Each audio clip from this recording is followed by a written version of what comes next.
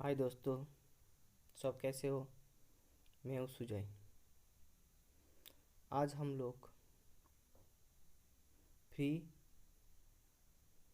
Online electronics course का दूसरा भाग चालू करने जा रहा हूँ। तो देखिए दोस्तों, इलेक्ट्रॉनिक्स पार्ट्स के बारे में जानने के पहले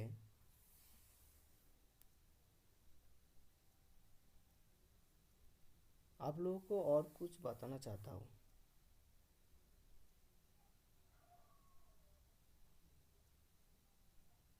जैसे आप लोग सुना होगा वोल्ट, करंट, एम्पियर।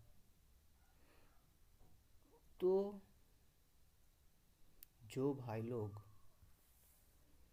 इलेक्ट्रॉनिक्स के बारे में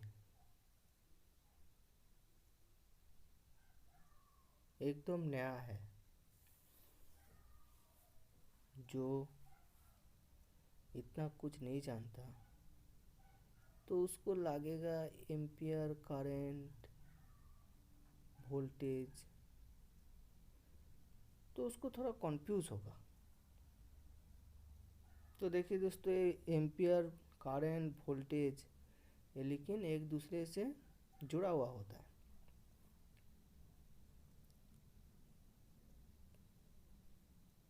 तो वही मैं आप लोगों को बताने जा रहा हूँ। किरचॉफ का नियम, ये नियम कहता है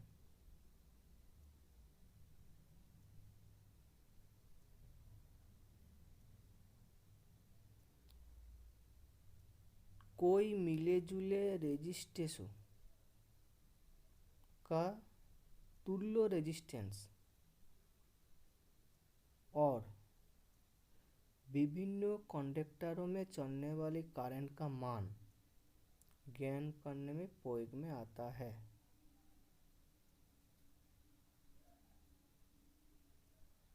इनका दो नियम है, एक है करंट नियम, एक वोल्टेज नियम।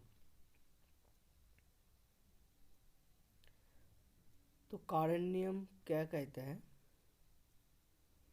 ये नियम बताता है किसी भी सर्किट के जंक्शन पॉइंट पर करंट का गणितीय योग शून्य होता है। और दूसरा नियम वोल्टेज नियम, ये नियम बताता है किसी भी बंद सर्किट में अलग अलग शाखाओं में वोल्टेज ड्रॉप का योग उस सर्किट पर लगाए वोल्टेज के बराबर होता है।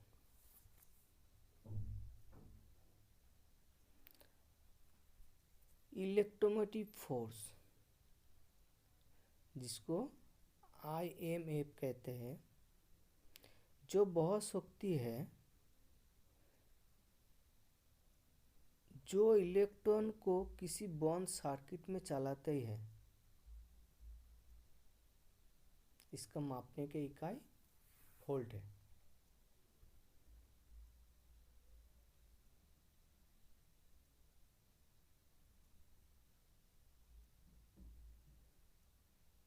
जो किसी बैटरी के आंतरिक वोल्टेज या जनरेटर से पैदा होने वाले वोल्ट है। PD, पोटेंशियल डिफरेंस, किसी सर्किट में रेजिस्टेंस पर वोल्टेज जो सर्किट के किन्हीं दो बिंदुओं के बीच है, PD कहते हैं। इसका मापने की इकाई वोल्ट है।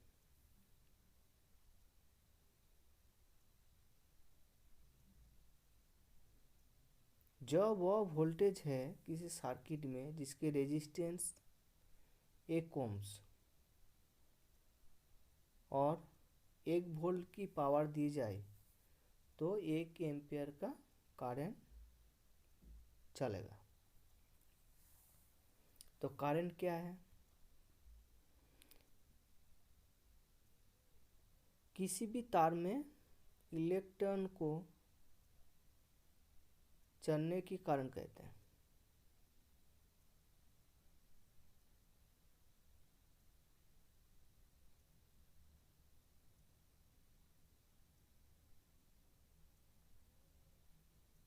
इसको मापने की इकाई एम्पियर है। एम्पियर किसे कहते हैं? जब वो स्थिर करंट है जो यदि किसी दो समांतर पड़े कंडक्टर जिनकी लंबाई असीमित है, मोटाई 0 के बराबर है और एक दूसरे से 1 मीटर की बाह्य स्थान पर पड़े हो में दिया जाए, तो उन दोनों के बीच 2 × 10⁷ न्यूटन प्रति मीटर लंबाई का बल पैदा हो जाता है।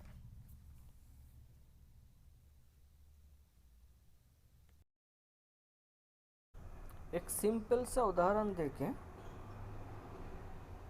आप लोगों को हम बताना चाहता हूँ कि वोल्टेज और एम्पियर एक दूसरे से कैसे जुड़ा हुआ होता है।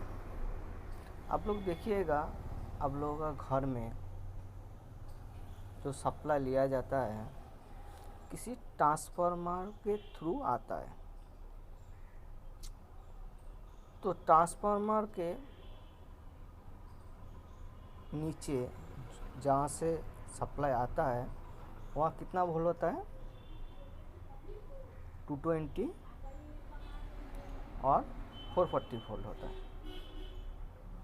220 मतलब एक फेस और ग्राउंड मिला के 220 होता है और दो फेस मिला के 440 होता है। तो वहाँ पे देखिएगा आप लोग कितना मोटा मोटा तार यूज़ किया होता है। लेकिन ट्रांसफार्मर के ऊपर में जहाँ 11,000 वोल्टेज आता है, वहाँ पतला से डीओ लगा होता है।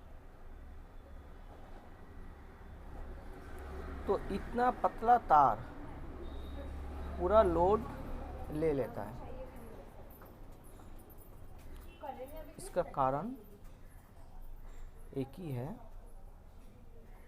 वहाँ वोल्ट ज़्यादा है, इसके लिए एम्पियर कम हो जाता है और ट्रांसफार्मर के बाद में वोल्टेज कम हो जाता है, इसके लिए एम्पियर कैपेसिटी बढ़ जाता है।